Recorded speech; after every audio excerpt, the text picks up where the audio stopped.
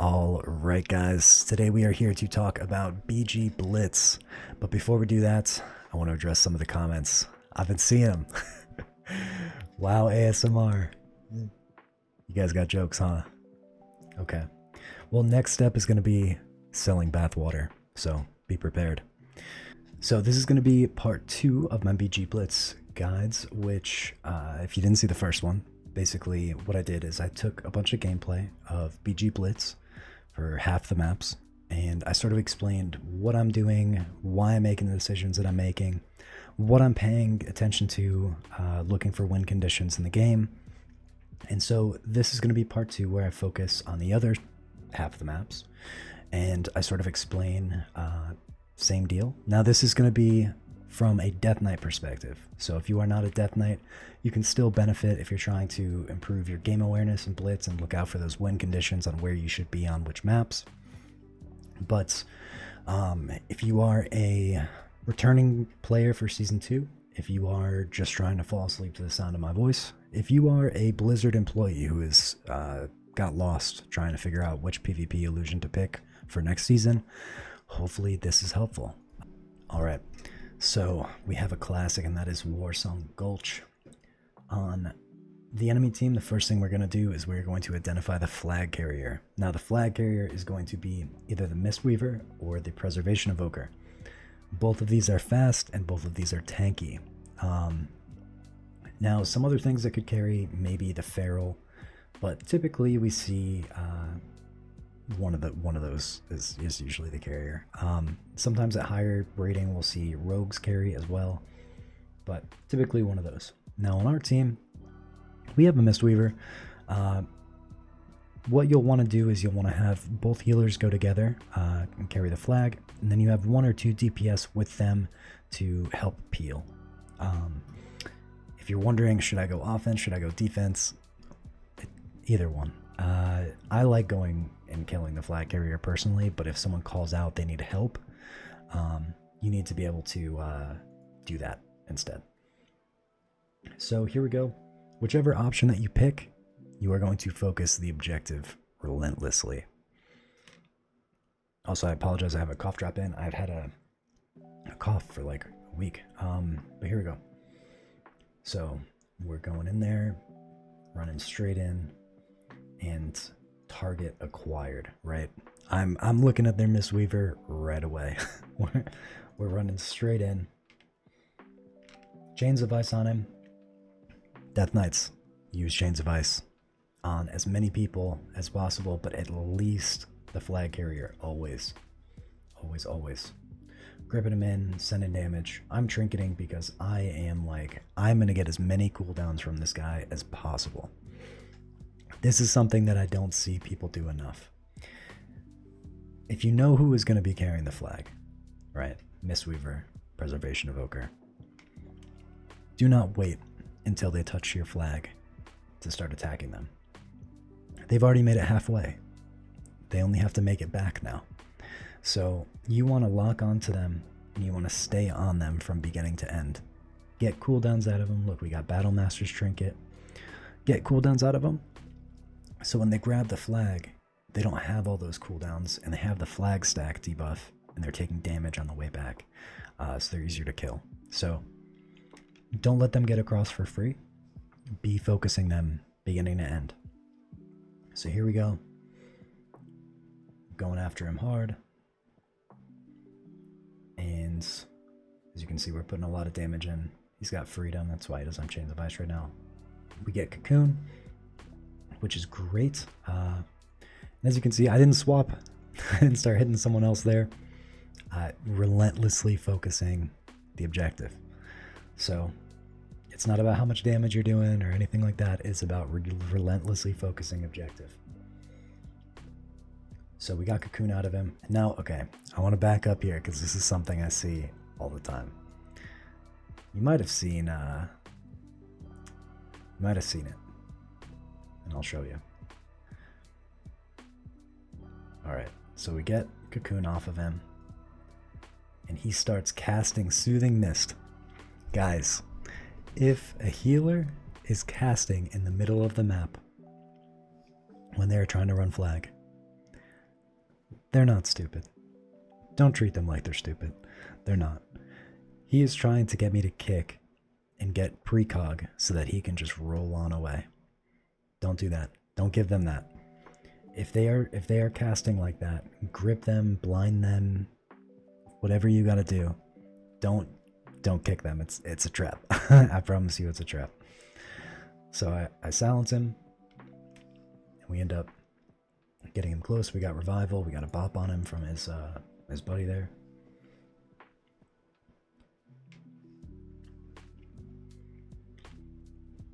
And as you can see, he gets cloned.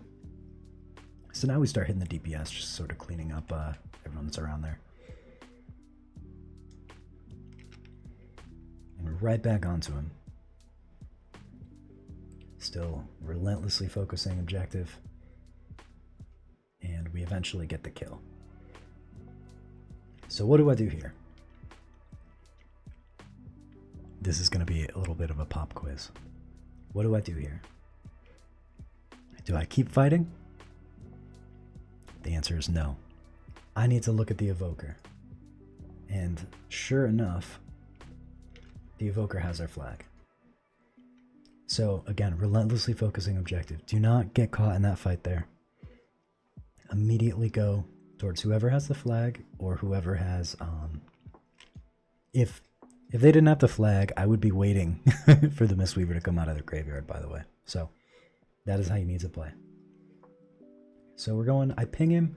Guys, if you're not going to type something nice in the chat, don't type it at all. Use ping, right? It's much faster. You don't need people typing and responding to you. Don't be like, hey, no one on enemy flag carrier. None of that. Just ping him, go straight at him.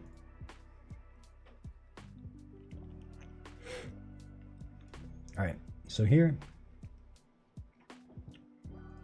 he has a druid peeling for him. So what I want to do is, so I know the druid's going to be peeling for him. I know that a cyclone is coming, right? Whenever you get stunned by a druid, they're going to clone you after. So I press Icebound Fortitude to get out of the stun.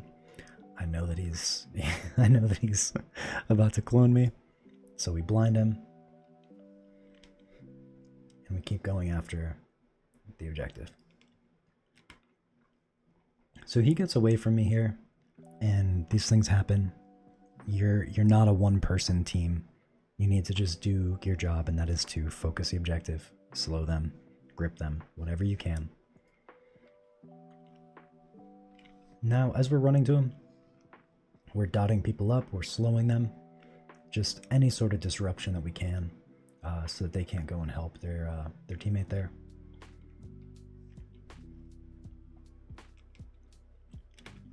I'm only fighting people that are on the way to the objective.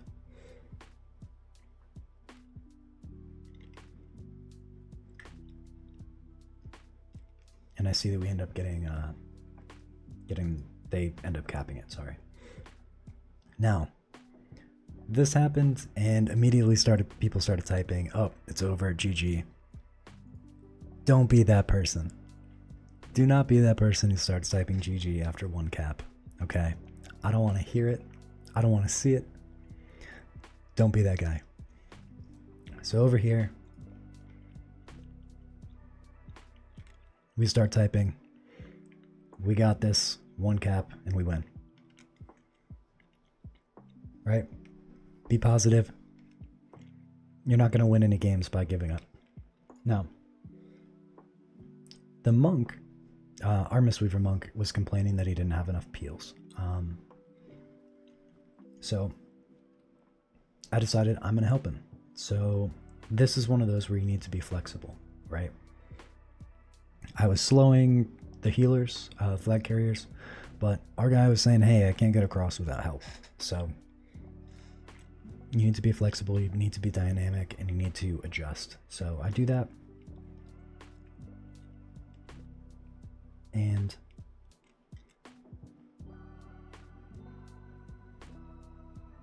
as you can see here, I'm just waiting for him to get down.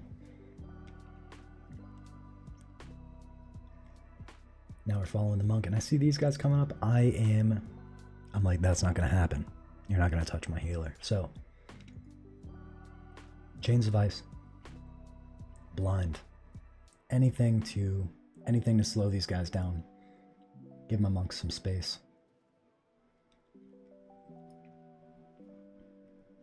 So I see the Warlock getting close to him. Grip the Warlock back. Chains of Ice. Right. Everything that we can do. Alright, next up is Arathi Basin. Now, in Arathi Basin, you've probably seen a lot of different strats called here. Random battlegrounds, everyone just runs to Lumber Mill and has a massive team fight. This is not that. So, what you typically want to do is send one healer and one DPS over to, over here, to Blacksmith. Typically they're going to fight and either win or at least spin the point until someone from another base can come help them. A lot of times the other healer will either go to a lumber mill or to mines to help with the fights there. And then usually you want someone fast to go and cap stables or farm if you're on Horde. And then that person will run to assist one of the other bases once it's capped over. Now, here, you can't see the chat, but they had sort of called where everyone was going, and so here we are, running along. I was going to go to Lumber Mill, and then I realized that one of the people that was supposed to go to Mines was not going to Mines. So, made a quick decision to go and help. So typically Mines, they'll send like, really common, they'll send a pair that works really well together. So like Feral, Marksman would usually come Mines. That's like a good group to send there. So as you're sending those, you kind of want to think about the groups that you're sending. So fortunately for us, it is just the Feral. Pop all the cooldowns, try and kill him as fast as possible so we can cap the flag as fast as possible.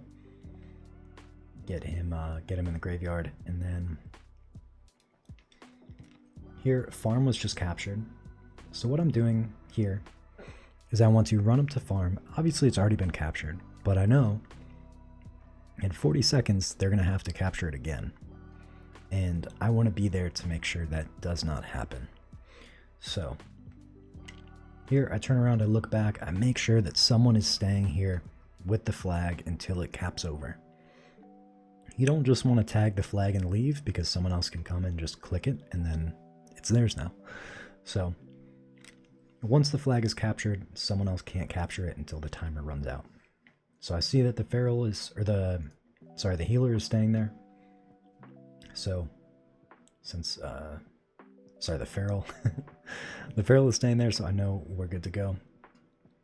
So I run over here with the Shadow Priest. And he knows exactly what we're doing. We're trying to spin this point because we're behind enemy lines a little bit, and this is a base that they maybe thought that they were going to get for free. Pharaoh comes back. And something you'll see a lot of people doing, your teammates will do, and you should be trying to do for your teammates. If there's ever a 2v1, or something like this, try and drag that one person away from the flag so your teammate can go cap. And it's okay if you want to ping the flag or something. The enemy team won't see that. But I see he's dragging him away. So I can go and cap while he's fighting him. Give him a little pet stun to help him out. And we get the flag. But sometimes there's little opportunities you need to just be on the lookout for. Especially with Death Knight, you can death grip somebody away, and I'll show you that in a little bit. But we're staying here until it caps.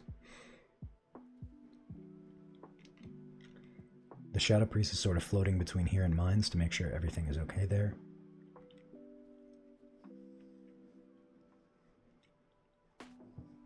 Alright. And now it's ours. So, I'm leaving. And here I decide, okay, my team has been fighting over here for a while. I'm going to see if we can't win this team fight, and that way we can get our teammates to be able to go somewhere else and help somewhere. So I jump in. Now, they have 3 here, right? Because they have Warlock, Priest, and there's a Hunter right up there. Now, I know by joining, I'm not putting us at a numbers disadvantage. And what a numbers disadvantage is if we had 5 people fighting here and they only had 2, that would be really bad, because what that would mean is that their teammates are elsewhere on the map capturing points. So now it's a 3v3, and I just try and see if we can get a win. We end up getting their other healer here as well. When they have both healers here, it's not really a problem for me to be here, because our team should be able to capture the other points and win their fights, since they don't have any healers anywhere else on the map. So here we are, just doing damage, and even though we're not capturing the point, again, we have a healer somewhere else on the map. We're winning our other fights because they have 2 healers here, and that's a disadvantage for them.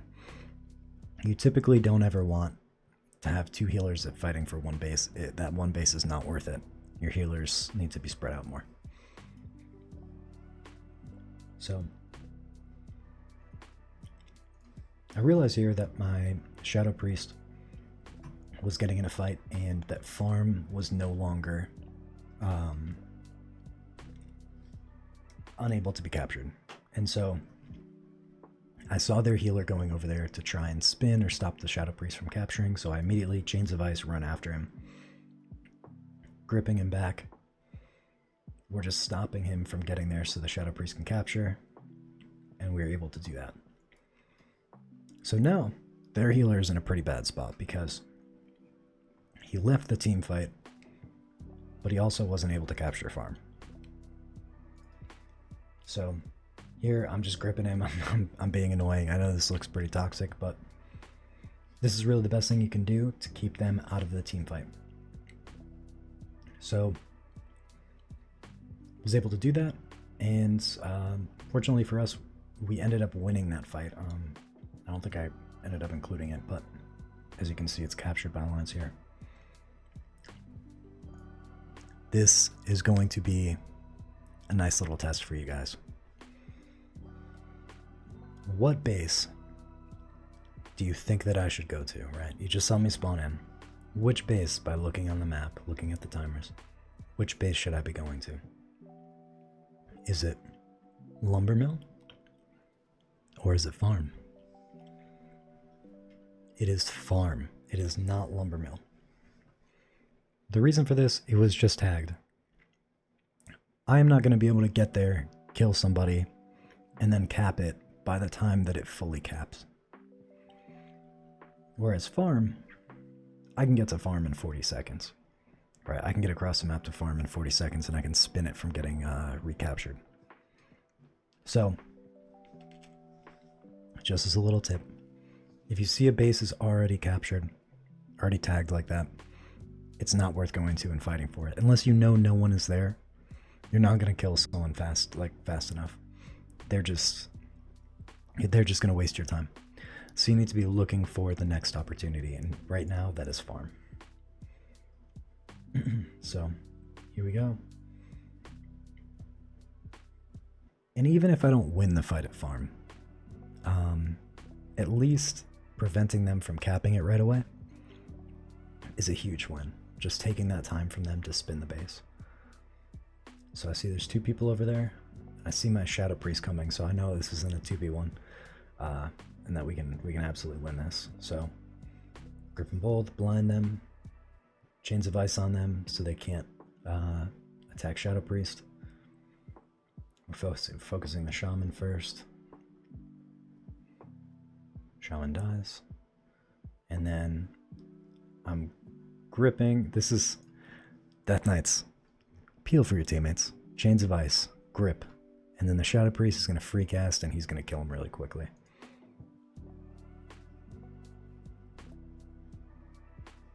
And we get the cap. So shout out that Shadow Priest. I don't know who you are, but you played really well this game. Yeah, and then I'm looting the bodies just to make sure they don't run from the graveyard right there and, and respawn instantly. So make sure you loot the bodies. And I know the only place that they're going to spawn from, they don't have any bases, is right over here. So I'm looking over there. But it looks like they've given up. So that is Arathi Basin. Now next we have Silvershard Mines. Silvershard Mines, this is the last one I'm going to cover today. This is another one where you may not know what the strategy is. Okay. Now, what you want to be doing is looking at which cart is going to reach the end first. Okay. So obviously lava reaches first. And you want to prioritize those ones that reach first. However, there's usually a breakdown here. So you're going to have a team that is off carts, and you're going to have a team that is lava. Okay, so typically if your team at lava is really good, what they'll do is they will wipe up at lava, they'll kill the enemy team at lava, and then they'll run to the middle and they will assist the off carts team at capturing the middle. And then they'll run back to lava and tag the new cart. So that is if you have that's sort of the strategy if you have a really good team fighting group composition. If you have, a bunch of stealths, like you have 3 rogues, 2 of them are subtlety, they're probably really good at 1v1ing, but they may not be as good in a team fight. So you're going to have a very strong off-cart team. The off-carts are going to be top and middle. These ones take a long time to get through, but it's 2 instead of 1. So typically you have a breakdown like that. You call out like, hey, I'm naming people here, but I see we have a druid and a rogue. So I'm like, hey, druid and rogue, can you guys go off carts? So that way they can at least fight for the top, tag them. If you're a healer, you really shouldn't ever be going top, unless it's like the end of the game and it's the next one to cap or something. But really as a healer, you should be either mid or team fight at lava. Only at mid if there's a big fight going on there, not if there's like 2 people fighting. Okay. Hopefully that breakdown makes sense. But as a Death Knight, we're really good in team fights. We're not that good at 1v1s. So like a 1v1 on an off cart with a feral or something, not really our specialty. Doing a lot of damage in a team fight, absolutely our specialty. So we're going to go lava right off the bat. So here we are. Okay. Just dotting people up, immediately gripping the healers in, getting some pressure on them. And this doesn't mean that I'm only hitting healers here, but I know that Death Knight's pretty annoying to have on you, and I'm just trying to disrupt them a little bit so we can get some of the enemy cooldowns from them.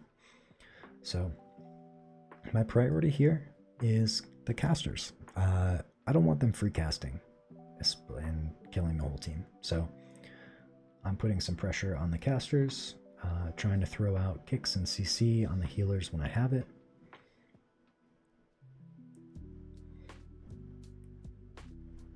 So here we are, just doing a lot of damage here. And as you can see, we've gotten the off carts. So even though lava's going to cap first, we have both of the off carts here. So we're kind of neck and neck at this point. So we're still fighting them. Our off carts team did a great job getting those.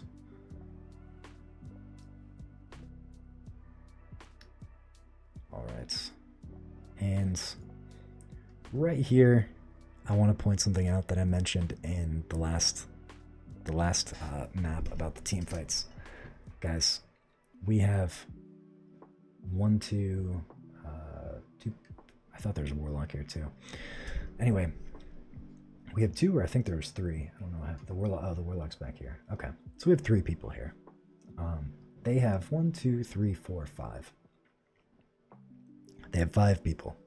If our 3 can keep this 5 distracted, our off-cards team is going to win those other cards every time.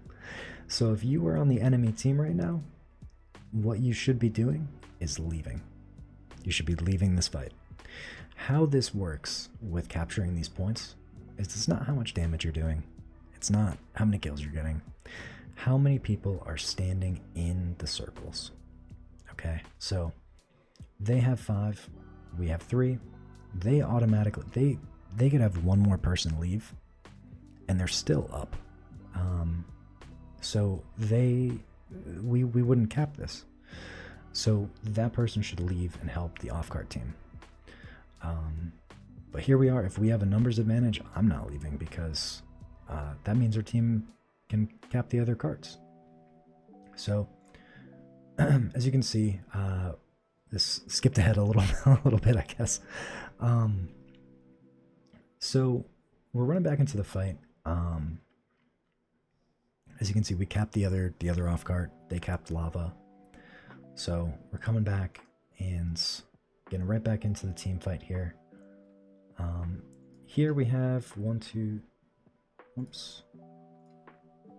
2, 3, 4, 5 against our 1, 2, 3, 4, 5. So this is an even team fight here. So this means that we actually need to kill somebody. We need to win this team fight. So lucky for us, our team is doing a lot of damage. All right, I'm focusing the evoker. Evokers are really good targets in a team fight because they're slippery, but they do take a lot of damage.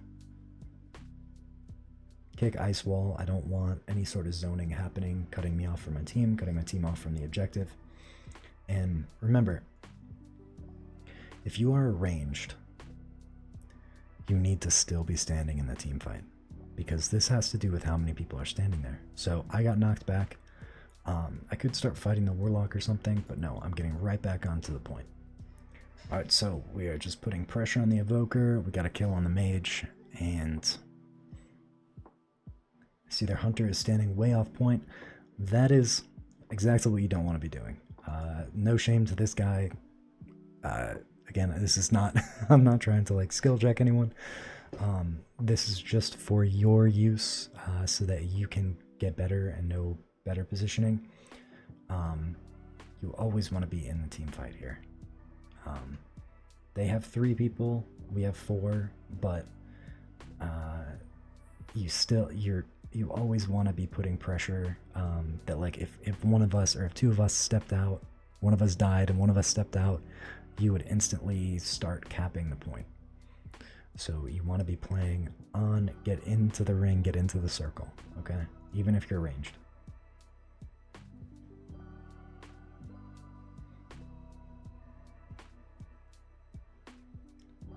So fortunately for us, we've won it.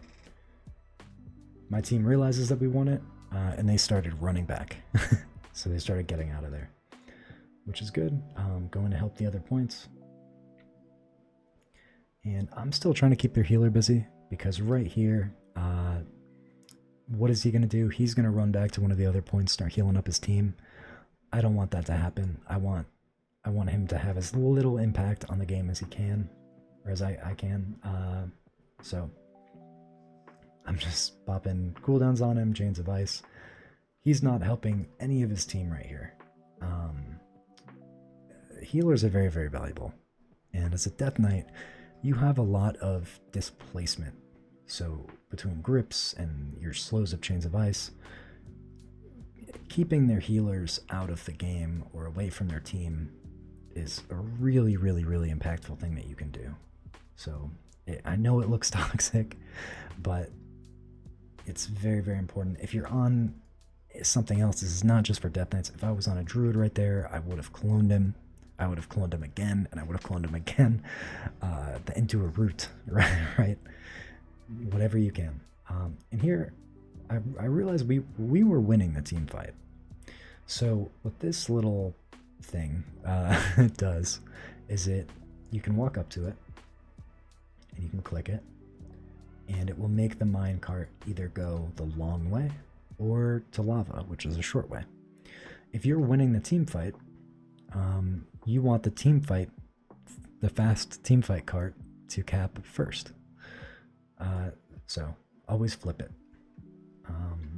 if you're winning. If you're not winning the team fight, try and flip it the other way so that it takes longer to cap, and you can win the off carts. So here we go. Here I realize there's a big fight going on up there, and again, it's all a numbers game, so I need to get in here so that we start capturing it. So I get in here. I know I have another teammate back there that's on their way in, that warlock. I'm just waiting for them to get in the zone. And see, as soon as the warlock, our ranged guy, got into the zone, we're starting to capture it. So that's why it's really, really important that even if you're ranged, you get in and you fight in the circle. It's definitely, you can kind of grip people out as well if you want to. But I like to just fight in the middle of the point or at the top of the point and shut down the casters, shut down the healers. And we end up capturing the point because of that. So, guys, I can't say it enough. Get in there.